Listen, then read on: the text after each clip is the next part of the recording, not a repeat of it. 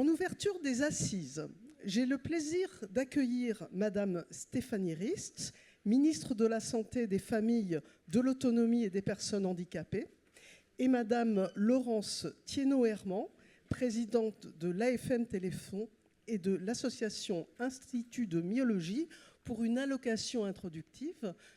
C'est à vous. Merci de vous installer au pupitre.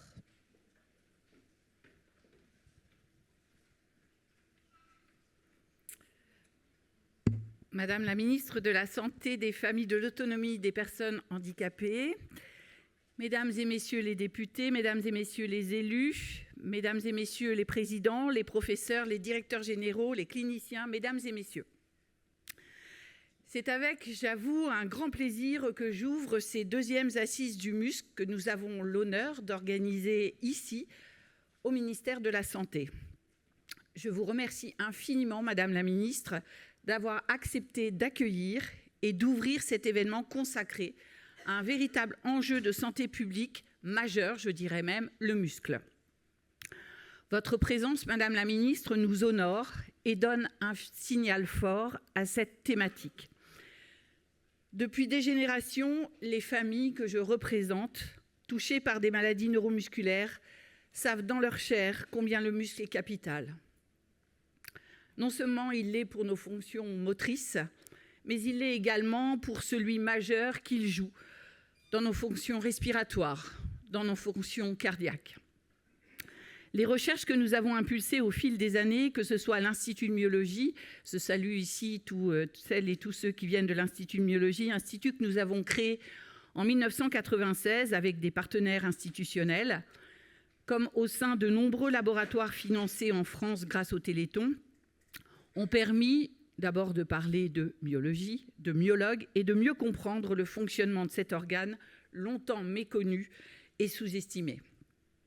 On le sait aujourd'hui, le muscle est un organe essentiel à la vie de chacun, quel que soit son âge, quel que soit son état de santé, car il a un impact majeur sur un grand nombre de fonctions vitales, cardiaques, respiratoires, neurologiques, motrices. Et les bienfaits d'un muscle sont aujourd'hui reconnus par la communauté médicale et les pouvoirs publics. Le muscle n'est pas seulement l'organe du mouvement, il est, on le sait, un déterminant majeur de la santé globale, du métabolisme, de l'autonomie et de la qualité de vie à tous les âges. Nous en sommes convaincus, le muscle constitue l'un des grands enjeux de santé publique du XXIe siècle, tant pour le rôle qu'il joue dans la prévention de nombreuses pathologies que pour vivre, grandir, vieillir en bonne santé. Les premières assises que nous avions organisées en 2023 au Conseil économique, social et environnemental ont posé les fondements de cette prise de conscience collective. La semaine du muscle que nous avons lancée cette même année permet depuis lors de mener chaque première semaine de juin une action de sensibilisation auprès du grand public. Par ailleurs, les Jeux olympiques et paralympiques de Paris 2024 ont offert une vitrine exceptionnelle au sport et à l'activité physique, avec notamment la grande cause nationale « Bouge 30 minutes par jour ». Pourtant, force est de constater que ces initiatives n'ont pas suffi à faire émerger la santé musculaire comme un objet de politique publique à part entière. Le paradigme dominant reste celui de l'activité physique, appréhendée essentiellement sous l'angle cardiovasculaire et de lutte contre la sédentarité. La dimension proprement musculaire, entretien de la masse, préservation de la force, prévention de la sarcopénie, tout ce qui sera évoqué aujourd'hui, demeure un impensé des politiques de prévention. Aucun indicateur de santé musculaire n'est aujourd'hui intégré au bilan de santé. La mesure de la force musculaire, dont la valeur prédictive sur la morbimortalité est pourtant documentée dans la littérature scientifique, mais elle n'a pas acquis le statut d'examen de référence qu'elle mériterait, à l'image de ce qui est devenu l'électrocardiogramme pour la santé cardiovasculaire. L'intérêt général qui sous-tend l'action de notre association depuis le premier Téléthon nous amène aujourd'hui à porter cet enjeu majeur avec détermination. Parce que le muscle nous concerne tous, nous menons actuellement un projet ambitieux, la création de la première fondation au monde dédiée à la recherche sur le muscle dans toutes ses dimensions. Cette future fondation, dont nous avons posé la première pierre le 17 juin 2025, sera abrité dans un bâtiment de 10 000 m² dans le nouveau quartier Austerlitz, c'est-à-dire à proximité de la Pitié-Salpêtrière. 8 000 m² seront dédiés aux activités scientifiques et près de 700 à l'enseignement. Cette future fondation aura pour ambition d'étudier, de diagnostiquer, d'évaluer, de soigner, d'enseigner le muscle dans tous ses états tout au long de la vie autour de 2 axes, la prévention et l'innovation. Parce qu'on le sait, le muscle est un organe modèle, un laboratoire d'innovation thérapeutique. De nouveaux partenaires visionnaires nous rejoignent aujourd'hui dans cette ambition, notamment la CARAC. Et je salue ici la présence de son président, Pierre Lara, et de son directeur général, Michel Andignac. Mais également des partenaires de la sphère médicale et scientifique, et un certain nombre, comme l'hôpital Foch récemment, Institut Montsouris, et plus récemment, nous rejoint dans cette belle aventure le Centre hospitalier universitaire d'Orléans. Pour conclure, je voudrais vous remercier une nouvelle fois, Madame la Ministre, pour votre accueil. Remercier tous les experts qui ont contribué à bâtir le programme, et ils sont nombreux, et qui interviendront dans les différentes tables rondes, ainsi que Madame Alice Richard, qui a accepté une nouvelle fois de les animer, vous toutes et vous tous qui êtes présents aujourd'hui. Ces 2e assises, qui ouvrent la 4e édition de la Semaine du muscle, nous permettront, je l'espère, de franchir un nouveau cap pour passer du diagnostic à la prescription, de l'alerte à l'action et inscrire le muscle dans une politique publique transversale à l'image de cet organe qui joue un rôle central dans notre quotidien tout au long de notre vie. Je vous souhaite à toutes et à tous de très belles assises et une excellente journée. Merci.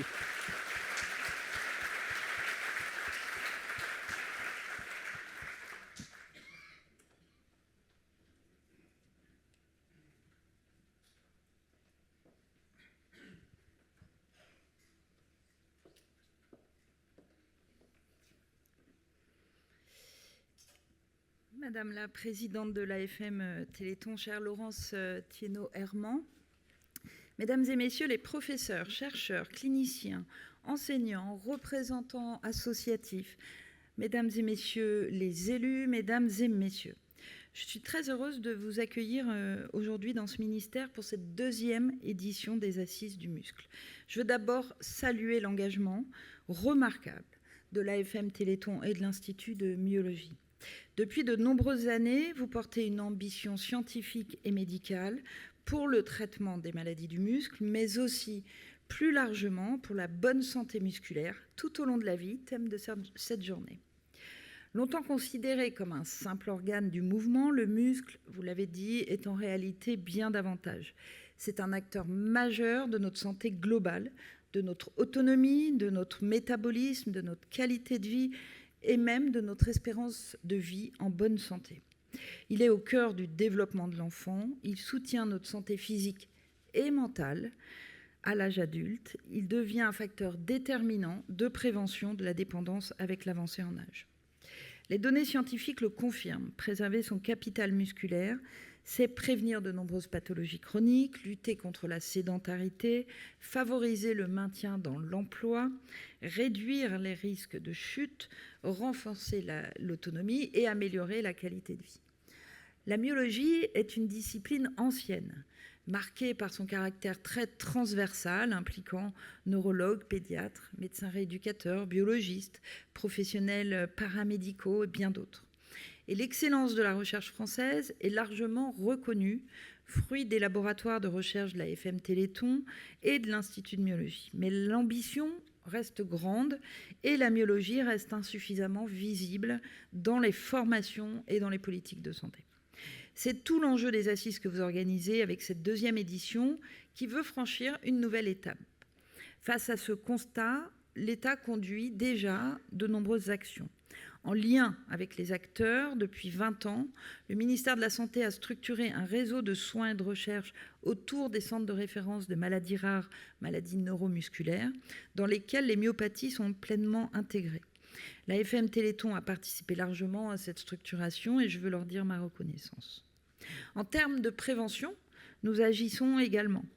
L'activité physique a acquis ces dernières années une dimension nouvelle dans nos politiques publiques, que l'on pense à Mon Bilan Prévention, à la montée de la prescription de l'activité physique adaptée ou au déploiement du réseau des maisons sport-santé partout sur le territoire. Concernant la formation, la transversalité de l'enjeu appelle à des compétences partagées entre professionnels. Il existe déjà un socle minimal pour tous, s'agissant de la physiologie musculaire et des bases de la myologie. Et il existe par ailleurs un diplôme interuniversitaire et national de myologie ouvert à tous les professionnels de santé qui souhaiteraient renforcer leurs compétences dans ce domaine. Cela est potentiellement insuffisant. Et la question de savoir s'il faut aller plus loin reste ouverte.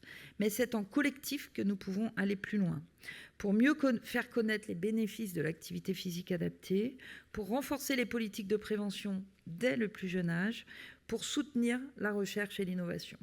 Aussi, je veux saluer le travail conduit par l'Institut de myologie, dont le projet de fondation représente une perspective extrêmement prometteuse pour notre pays. Ce futur pôle d'excellence contribuera à faire de la France l'un des leaders mondiaux de la science du muscle. Mesdames et messieurs, ces assises portent un message essentiel. Prendre soin de ses muscles, c'est prendre soin de sa santé. Je forme le vœu que cette journée permette de faire émerger des propositions concrètes, ambitieuses et utiles, propositions auxquelles je serai très attentive. Je vous souhaite de riches échanges, de fructueux échanges, une très bonne journée et je vous remercie.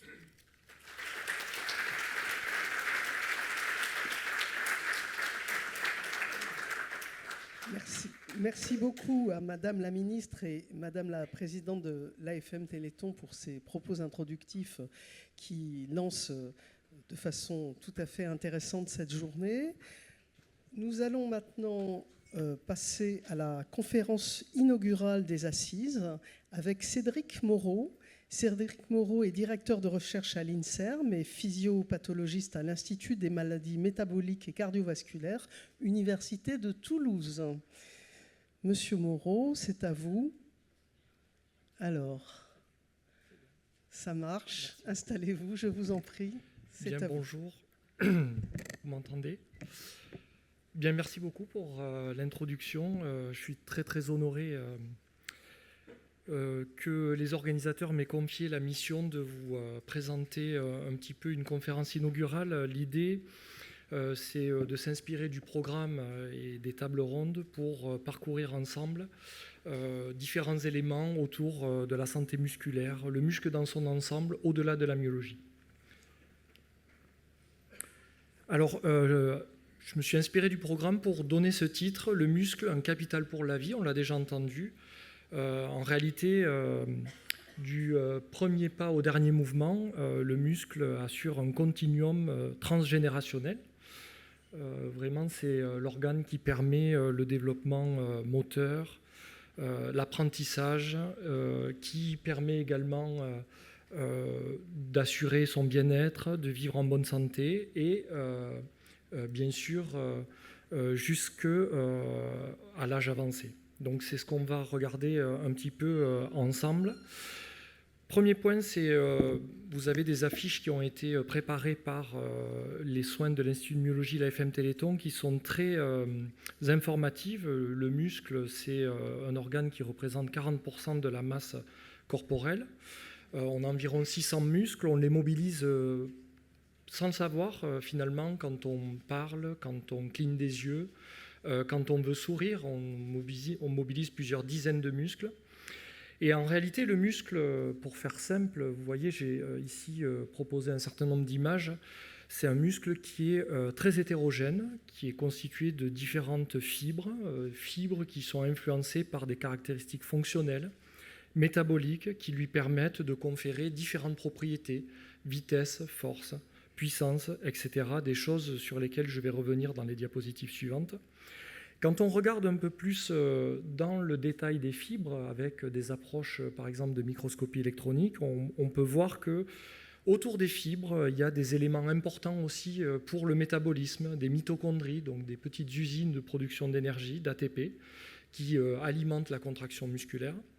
Et puis aussi des réserves énergétiques, comme par exemple des dépôts de lipides, des dépôts de glycogène, qui vont alimenter la contraction musculaire en fonction de l'intensité d'exercice à laquelle on le sollicite.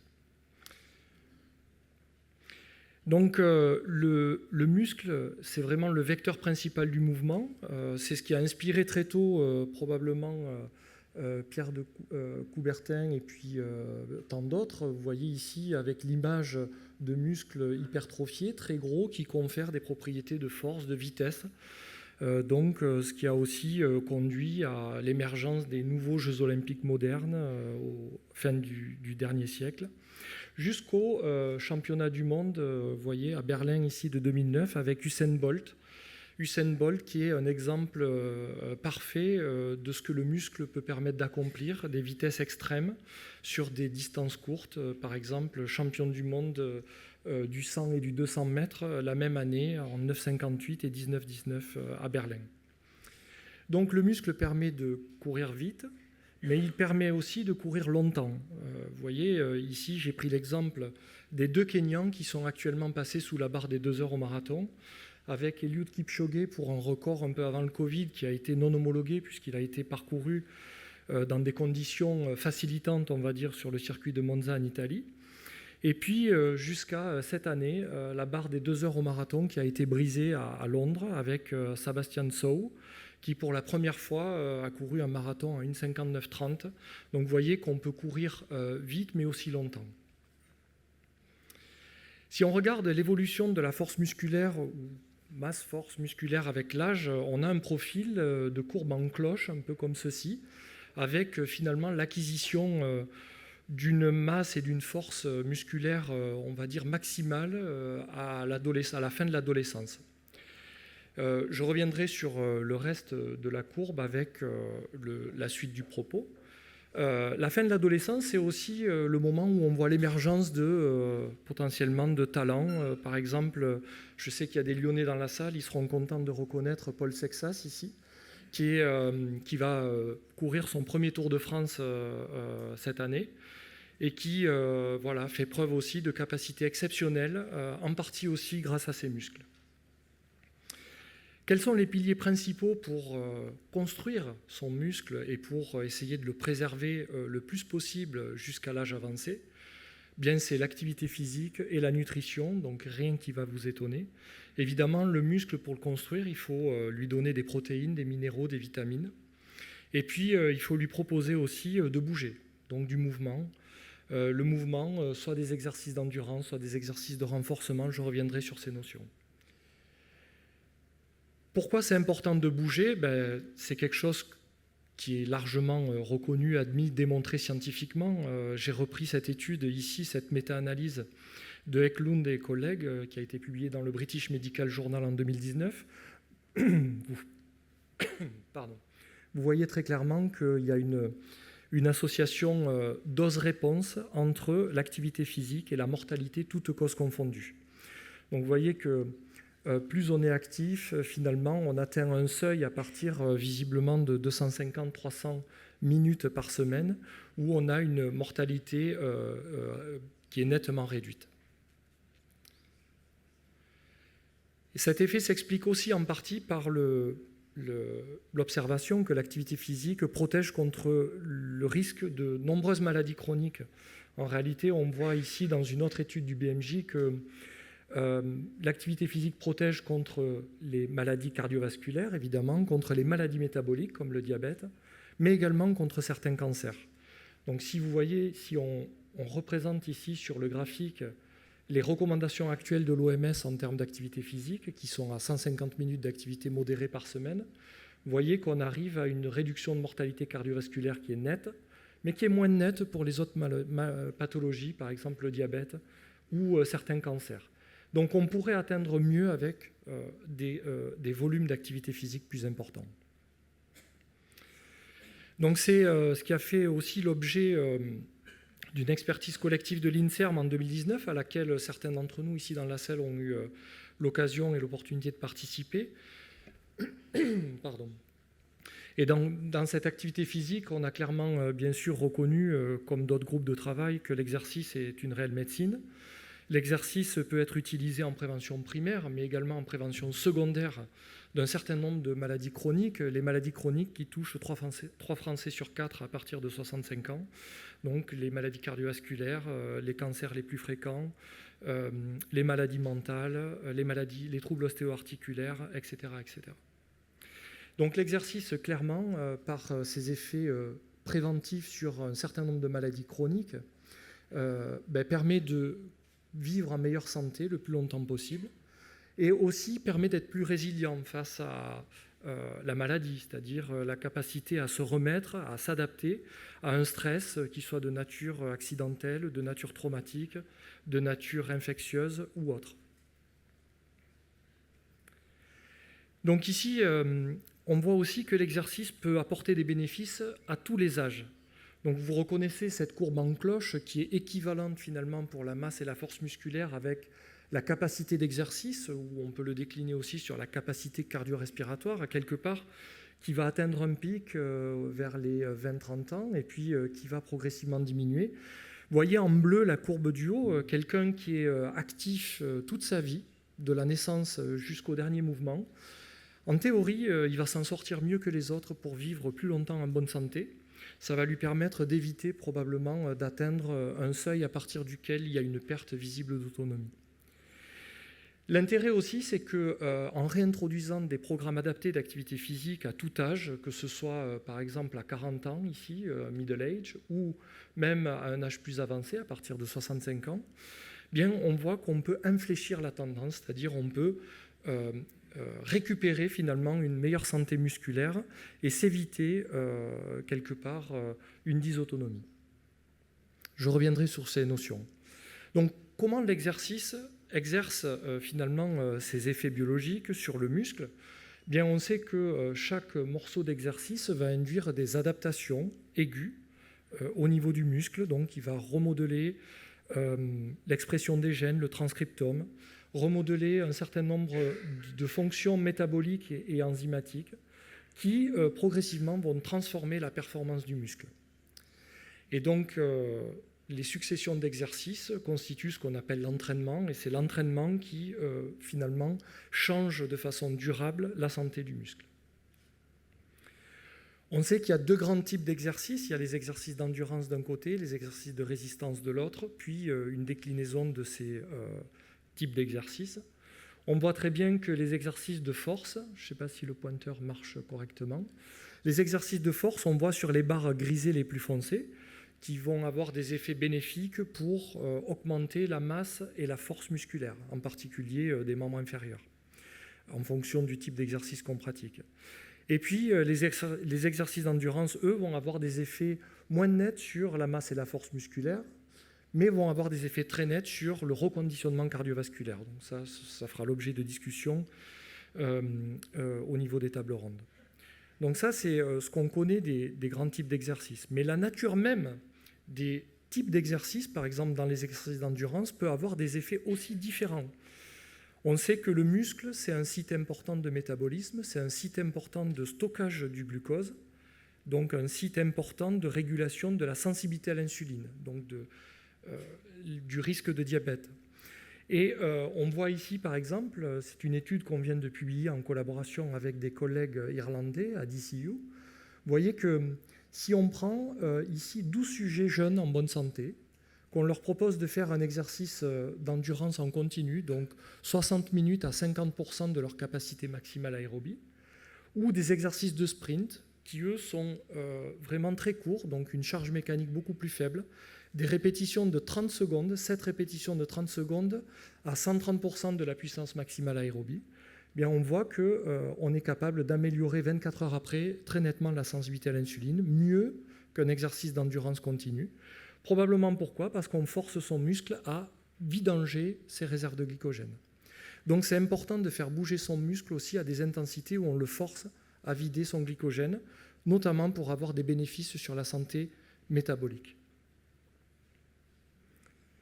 Comment l'exercice exerce des effets bénéfiques sur tout un tas de systèmes physiologiques et d'organes? Bien, on sait que l'exercice a des effets bénéfiques sur le système immunitaire, sur le cerveau, la santé mentale, je vais y revenir, sur le système digestif, sur l'os, et puis un certain nombre d'organes de la sphère cardiovasculaire et métabolique. Eh bien, ces effets, on sait aujourd'hui qu'ils sont pas uniquement médiés par le système nerveux, mais aussi par des médiateurs solubles qui ont le rôle d'hormones qu'on appelle exerkines, donc substances de différentes natures, qui peuvent être des lipides, des protéines, des acides nucléiques, qui vont être libérés par les organes pendant un exercice donné pour véhiculer à distance des effets bénéfiques. Et dans ce contexte, on comprend aisément que le muscle, c'est un véritable organe endocrine, c'est un réservoir d'exerkines, de ces substances. Plusieurs groupes, dont le nôtre, ont montré que le muscle, la contraction musculaire, libère des substances qui peuvent, à distance, aller agir sur d'autres organes pour améliorer la santé cardio-métabolique et la santé en général. Je prends un premier exemple ici avec la contraction musculaire qui, il y a quelques années, a été montrée pour protéger la mémoire. Par exemple, on sait que la contraction musculaire libère des substances comme la catepsine B, qui sont capables à distance d'aller signaler dans le cerveau pour moduler la plasticité neuronale, en particulier dans des régions importantes pour la mémoire, pour la prise en charge des émotions comme l'hippocampe. Et on voit que la catepsine B module les concentrations de BDNF, qui est une substance neuroprotectrice qui va avoir des effets bénéfiques sur la neurogénèse. Donc vous voyez, ça c'est des études expérimentales qui ont été menées. Si on enlève la catepsine B de façon expérimentale, on perd les effets bénéfiques de l'exercice sur la mémoire. De manière intéressante, dans notre équipe à Toulouse, on a pu montrer que la contraction musculaire était capable d'activer la lipolyse. La lipolyse, c'est la dégradation des graisses, c'est la capacité à mobiliser ces réserves lipidiques pendant un exercice d'endurance pour alimenter la contraction musculaire. Ce qu'on a pu montrer, c'est que si on force le muscle à se contracter de manière assez intense pour dépléter les stocks de glycogène, on va libérer une substance qui s'appelle GDF15, je vous passe le nom en anglais, qui va signaler jusqu'au tissu adipeux pour activer la dégradation des graisses et alimenter en retour la contraction musculaire. On a pu montrer également que cette molécule, GDF15, n'était pas requise pour les effets bénéfiques de l'exercice sur l'insulinosensibilité. Des travaux avaient montré que GDF15 avait des effets bénéfiques sur l'insulinosensibilité, mais dans un contexte d'exercice, ça n'est pas le cas. Donc l'exercice a des effets via le muscle et la libération de myokines sur un grand nombre de fonctions biologiques qui contribuent à la santé en général. Alors ça, c'est quand on conditionne le muscle avec l'activité physique. Qu'est-ce qui se passe quand on n'est pas assez actif ? Alors là, ici, c'est une diapositive que certains d'entre vous reconnaîtront, que j'ai empruntée à notre collègue Grégory Nino à Montpellier, qui avait participé à l'expertise collective INSERM avec nous, qu'on a menée de 2016 jusqu'à 2020. Vous voyez que quand on prend le métro à Bibliothèque François Mitterrand, finalement, on a plus de confort, évidemment, ou peut-être par gain de temps, on va utiliser l'escalator plus que les escaliers. Donc, en fait, on a évolué vers des mauvaises habitudes, j'ai envie de dire, où on est forcé à moins bouger. Alors, pourquoi c'est délétère ? Tout simplement parce que ça reprend un peu ce que je vous ai montré en introduction, mais finalement, si on regarde le lien entre la marche et la mortalité toutes causes confondues, avec le nombre de pas par jour qu'on peut mesurer facilement, par exemple, avec un podomètre ou avec une montre connectée, bien, vous voyez que moins on marche et plus on a une mortalité toutes causes confondues qui est importante. A l'inverse, plus on marche, chaque 1000 pas en plus supplémentaires par jour, on peut réduire sa mortalité cardiovasculaire de près de 15%. Donc le constat, c'est qu'on n'est pas assez actif. Si on regarde la distribution mondiale de l'inactivité physique, c'est une carte qui a quelques années, vous voyez que déjà, il y a une hétérogénéité, certes, mais le constat, c'est qu'on n'est pas assez actif. Je parle sous couvert de mes collègues, mais les chiffres actuels, c'est que globalement, 1 personne sur 5 dans le monde atteint les recommandations de l'OMS en matière d'activité physique. Donc on n'est pas assez actif. Et puis, jusqu'au constat que finalement, l'inactivité physique, c'est devenu la première cause de mortalité évitable. En fait, on se rend compte que l'inactivité physique tue plus, par exemple, que le tabagisme. Aujourd'hui, la moyenne en Europe, c'est autour de 9%. Vous voyez que la France elle fait partie finalement des élèves moyens, elle est au milieu, pile dans la moyenne. Donc l'inactivité physique, c'est un vrai problème de santé publique puisque c'est la première cause de mortalité évitable depuis quelques années. À côté de l'inactivité physique, on s'expose à un autre problème qui est la sédentarité. Du point de vue de la définition, la sédentarité, c'est finalement le temps qu'on passe assis avec une dépense d'énergie très faible, voire proche de celle de repos. Donc, bien sûr, la transformation numérique nous accompagne dans ce processus. On est de plus en plus sédentaire. Beaucoup d'entre nous, comme aujourd'hui, on va passer du temps passé assis. On passe en moyenne 12 heures par jour assis. Les jours non travaillés, environ 9 heures. Et puis, les adolescents et les enfants passent également moitié à 3/4 de leur temps assis. Donc, vous voyez que la sédentarité, c'est un problème. Alors, pourquoi c'est un problème ? Il faut regarder les chiffres. Si on regarde les chiffres, on prend la même étude du BMJ où il y avait l'association inverse entre activité physique et mortalité. Vous voyez ici, le temps sédentaire, il y a une augmentation qui est à peu près linéaire à partir d'un seuil entre le temps passé assis et la mortalité toute cause. Vous voyez que ce seuil, on le retrouve autour de 7,5 heures à 8 heures par jour. Donc, c'est un seuil qu'on entend souvent revenir dans l'opinion publique et dans les médias. On sait qu'à partir de 8 heures passées par jour, on augmente nettement son risque de mortalité cardiovasculaire, mais aussi de mortalité toute cause confondue. Le problème, c'est qu'on peut être sédentaire et inactif. Par exemple, si on prend des gens qui sont très peu actifs, vous voyez, avec des très faibles niveaux d'activité physique, le MET, c'est une unité de mesure de l'activité physique par rapport à la dépense d'énergie au repos. Bien, vous voyez qu'on a une dose-réponse sur le temps passé assis avec la mortalité. Et cette dose-réponse, on arrive à la casser un peu lorsqu'on est de plus en plus actif. Mais il faut être très actif. Vous voyez que 35 mètres par semaine, c'est équivalent à 4-5 heures d'activité physique d'intensité modérée à intense par semaine. Donc il faut être très actif pour arriver à effacer les effets délétères de l'inactivité physique ou de la sédentarité. Alors pourquoi ?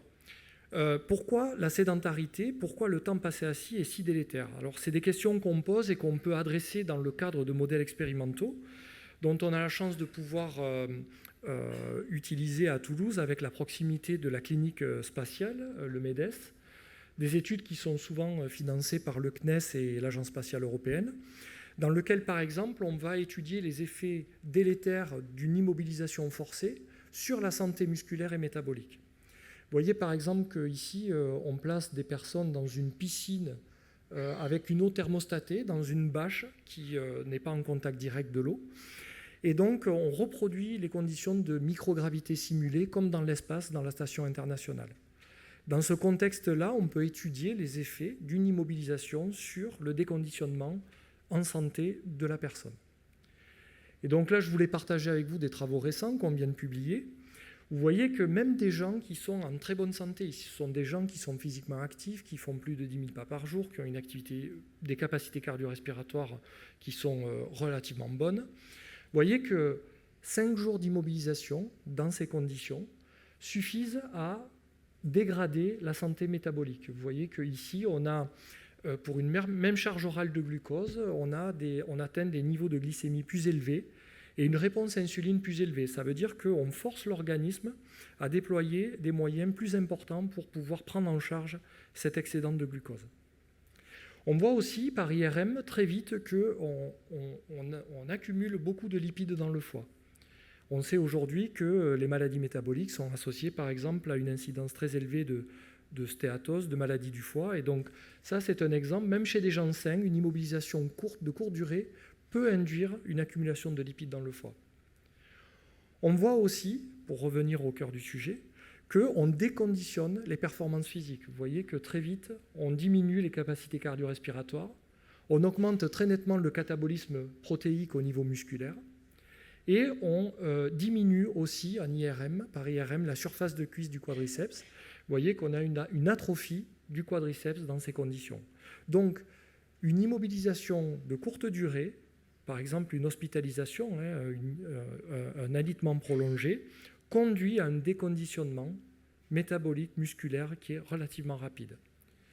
À ce stade, il est encore réversible. Évidemment, ce sont des sujets en bonne santé. Si on les prend en charge et qu'on les réentraîne, on va les ramener à leur niveau de base. Par contre, malheureusement, ce n'est pas le cas dans un contexte de vieillissement.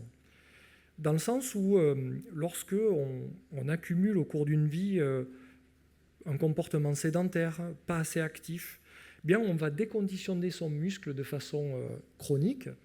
Et vous voyez qu'on arrive à un mot qu'on définit de sarcopénie. La sarcopénie, c'est finalement un syndrome ou un désordre généralisé, progressif de l'ensemble de la masse musculaire, qui conduit progressivement à une perte de masse, mais surtout à une perte de force. À partir de 60 ans, la perte de force s'accélère et elle va au-delà de la perte de masse.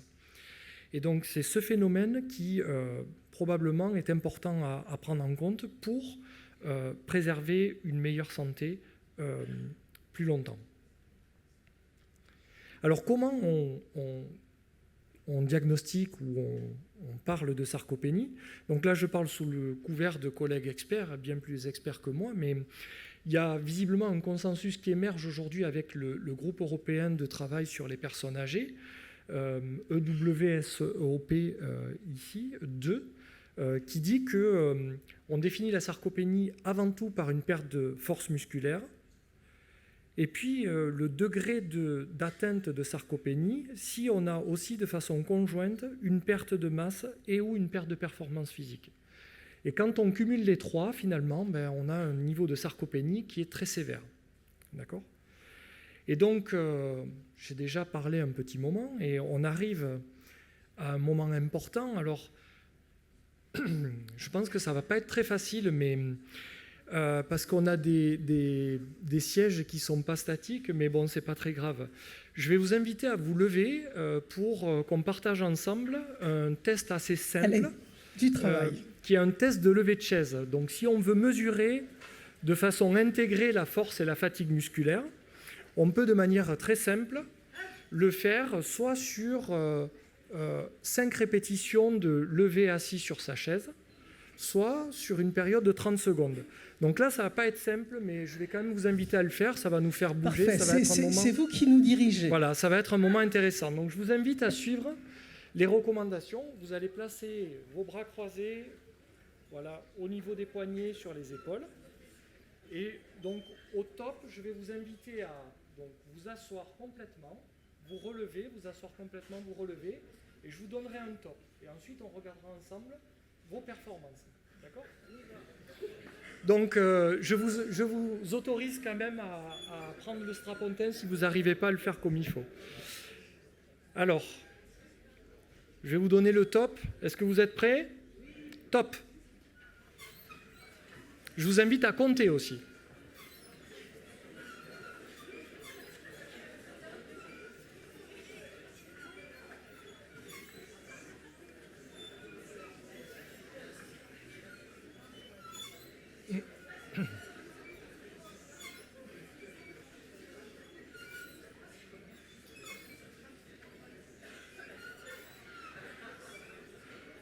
Top.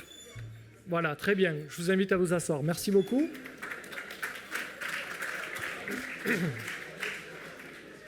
Alors, vous pouvez boire un petit peu d'eau. Avec cette petite pause récréationnelle, l'important c'était, donc on était dans des conditions qui ne sont pas adaptées, donc il ne faut pas se fier aux chiffres que je vais vous montrer. Mais les gériatres sont assez d'accord pour dire que c'est un test assez simple pour capturer quelque part la performance physique ou la performance musculaire, puisqu'il donne une sorte d'image intégrée entre force et fatigue, force-endurance du muscle, notamment des membres inférieurs. Donc c'est un test qui est intéressant, assez prédictif aussi, finalement, sur différents plans, prédictif de mortalité, prédictif aussi de fragilité. Donc, je pense que vous n'avez pas été aidé par le fait qu'on ait des sièges amovibles, parce que je suis sûr que beaucoup d'entre vous ont fait moins de 14. Et si vous avez fait moins de 14, c'est pas bon. Je vous invite à vous rapprocher de vos gériatres ou de vos médecins généralistes. Donc, juste pour vous dire que quand on est en bonne condition physique, en général, On doit atteindre une moyenne qui est supérieure à 14, même pour les plus performants supérieure à 19 ou 20, mais qu'en fonction du sexe et en fonction de l'âge, évidemment, le nombre de levées de chaise va être assez prédictif sur une fragilité musculaire qu'il va falloir prendre en compte dans la prise en charge. Donc la sarcopénie, c'est une pathologie musculaire qui est multifactorielle. Elle implique de nombreux déterminants biologiques. Il y a quand même encore pas mal de zones d'ombre. Il y a des zones d'ombre et à Toulouse, par exemple, dans le cadre de l'IHU Health Age, qui est un plan France 2030, on s'intéresse à mieux comprendre le vieillissement biologique. Donc le vieillissement biologique du point de vue de l'âge biologique qu'on oppose à l'âge chronologique, qui est finalement l'état de fonctionnement des organes dans une condition donnée. Et en fait, ici, je partage avec vous des données où, finalement, dans une cohorte de souris, on arrive à reproduire quelque part ce qu'on observe chez l'homme, avec une perte des capacités physiques, une perte de la force musculaire, une perte des performances physiques sur tapis de course, autant chez les mâles que chez les femelles. Et vous voyez que si on regarde les signatures au niveau du muscle en termes de transcriptome, les signatures transcriptomiques, bien, et les trajectoires, ce qu'on voit, par exemple, c'est qu'on a une perte des capacités oxydatives, donc tout ce qui est en lien avec les mitochondries, la capacité à respirer au niveau mitochondrial, ça diminue, qu'on soit finalement ici une souris mâle ou femelle. Par contre, on a une augmentation de tous les groupes de gènes qui sont associés à la réponse inflammatoire et à des réponses immunitaires. Donc vous voyez que dans le muscle vieillissant, il se passe plein de choses et il y a encore pas mal de choses à comprendre aussi. Alors, le problème, c'est que je vous ai montré des choses qui sont imagées, assez linéaires. Finalement, la perte de masse, de force ou de performance musculaire, elle n'est pas si linéaire que ça en réalité. En réalité, vous voyez qu'un alitement prolongé suffit à déconditionner le muscle et à induire une atrophie. Ben, ça va être le même cas lorsqu'on va être exposé à un certain nombre de maladies. Vous voyez que ici, l'auteur a appelé ça des crises cataboliques, mais lorsqu'on va avoir des situations où on va avoir une immobilisation ou finalement un état hypercatabolique, on va avoir une perte accélérée de masse, de force ou de performance musculaire qu'on va avoir beaucoup de mal à récupérer à chaque fois. Et donc, on a une trajectoire qui n'est pas si linéaire et qui finalement précipite encore plus vite vers un seuil potentiel de fragilité. Alors, c'est le cas évidemment avec les maladies neuromusculaires. Les maladies neuromusculaires, pour revenir aussi sur l'objet des assises aujourd'hui, sont des maladies qu'on peut avoir à tout âge, quelque part. Il y en a plusieurs centaines. Ces maladies, elles vont aussi, quelque part, entamer à chaque fois le capital musculaire. Mais il y a aussi d'autres maladies. Il y a des maladies chroniques comme le cancer, par exemple, ou les cancers qui vont induire un état hypercatabolique avec une perte accélérée de masse musculaire, pas que, mais essentiellement aussi de masse musculaire. Sachant que vous voyez que la perte de masse musculaire, ça va être un facteur de mauvais pronostic pour la mortalité et la survie. Les gens qui ont moins de masse musculaire, bien sûr, ils vont avoir un mauvais pronostic de survie. Alors, ce sera l'objet des échanges et des discussions, mais bien sûr, pour essayer de récupérer face à ces parcours, ces incidents de vie, il y a des programmes d'activité physique adaptés basés sur de multiples composantes, dont le renforcement musculaire, donc ça fera l'objet de discussions. Mais bien sûr, c'est important de prendre ça en compte pour essayer de préserver son capital musculaire jusqu'à la fin de sa vie. Donc, en conclusion, le muscle, c'est vraiment un déterminant majeur de santé publique tout au long de la vie. C'est un organe finalement qui est important pour le métabolisme, important pour l'autonomie, pour la longévité, l'espérance de vie en bonne santé. Donc je crois qu'ici, tout le monde sera d'accord pour dire que la santé musculaire, c'est un enjeu majeur de santé publique. Et quelque part, préserver le muscle, c'est préserver son autonomie, sa qualité de vie et sa capacité à rester acteur de sa propre existence. Et donc, je vais vous laisser aussi avec cette dernière pensée. Préserver le muscle, c'est aussi préserver finalement notre capacité d'agir sur le monde. Donc, je vous remercie pour votre attention. Merci beaucoup, Cédric. Restez rester une petite seconde avec moi sur l'estrade. Juste pour une petite question, alors vous nous avez fait faire de l'exercice qui est une excellente chose, hein. Une opinion sur un débat qu'on voit beaucoup dans les médias sur les fameux 10 000 pas par jour. Alors on lit qu'il faut absolument faire 10 000 pas. J'ai lu récemment que 7 000 ça suffisait. J'avais très envie de vous poser la question. Alors, je ne serai pas le plus expert pour me prononcer sur ce sujet. Par contre, ce que je peux vous dire, c'est qu'on a vu les courbes de corrélation. 10 000 pas, je ne sais pas si c'est le seuil qui permet de protéger le plus. On va dire qu'on est sédentaire, il y a une définition assez consensuelle. À moins de 5 000 pas par jour, on peut considérer qu'on est peu actif, voire sédentaire. Voilà déjà quelque chose d'important. À partir de 7 500 pas, on va considérer qu'on est un peu physiquement actif, mais on n'a pas les meilleurs bénéfices en termes de santé en général ou de mortalité. Il faut vraiment aller au-delà de 10 000 pas par jour. On voit même que 15 000, 20 000 pas, il faut atteindre ces niveaux-là pour avoir les meilleurs bénéfices sur la mortalité cardiovasculaire, par exemple. Très bien, écoutez, merci beaucoup. Merci pour cette conférence inaugurale qui était absolument passionnante et active. Hein. On va maintenant... Merci, on l'applaudit encore.